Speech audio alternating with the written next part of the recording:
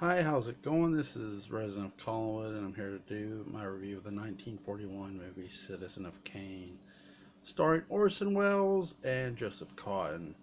Am I doing a theme of them two specifically for this channel? No, not really. I just picked these two movies, and these two, like I said in my previous video, they maintained a friendship outside of the workplace, which I appreciate of that because you don't hear that too often in Hollywood where two people just remained friends.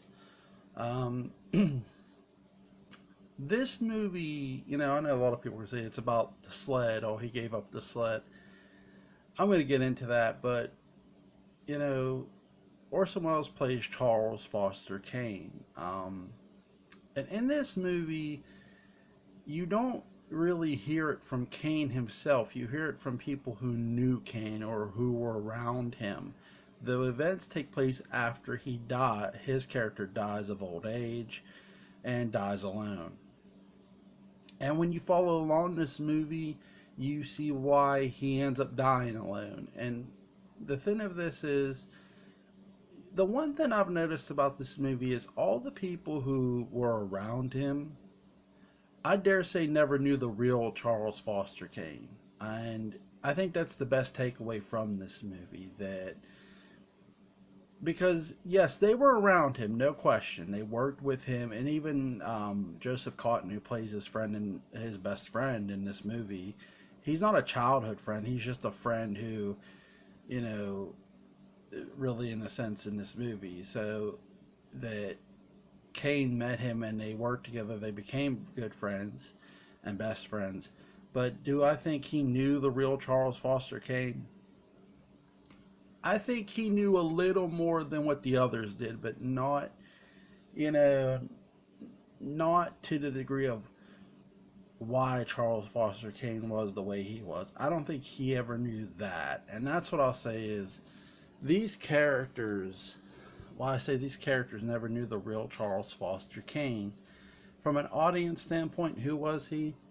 And people would say he wanted his sled, that he threw away his innocence. I think that's the biggest misconception by a lot of critics. And I'm not saying I'm an expert more than them. I just see it differently than they do. I don't see it as he lost his innocence, that he gave away his innocence for. I think he never personally chose to throw away his innocence, and that's something that a lot of people don't say. He didn't really want to give up that sled. He didn't really want to give up being a kid to become this rich, eccentric person. That's not a choice he wanted to make, and it's not a choice if he would honestly had a choice, I don't think he would have chose that lifestyle. And I think that's the biggest takeaway. When you go watch this movie, you'll see it, or I hope you'll see it, that he doesn't really get that choice. He's more thrusted into this situation. And that's something that gets said pretty early on by the character I think they first speak to, that, look, he never really wanted any of this.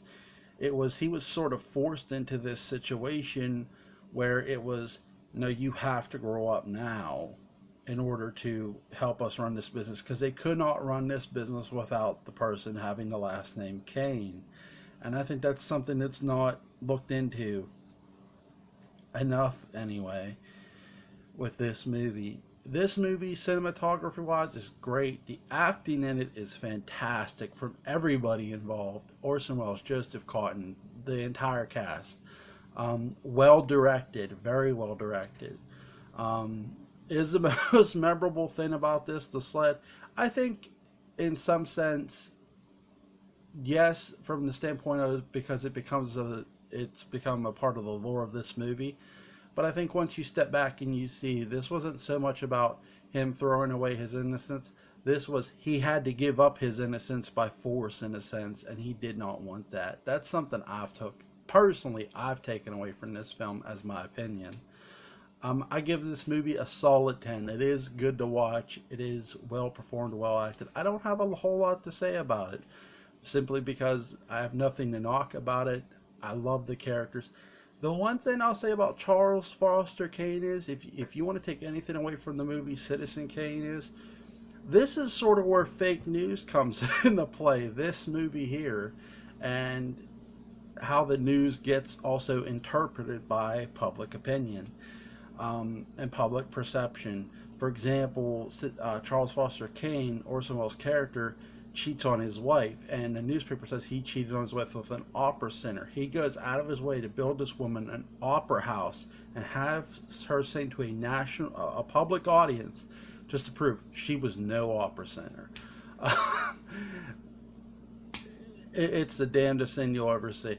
Um, Definitely worth the watch if you haven't watched it. So from 1941, Citizen Kane. Hope you enjoyed this review.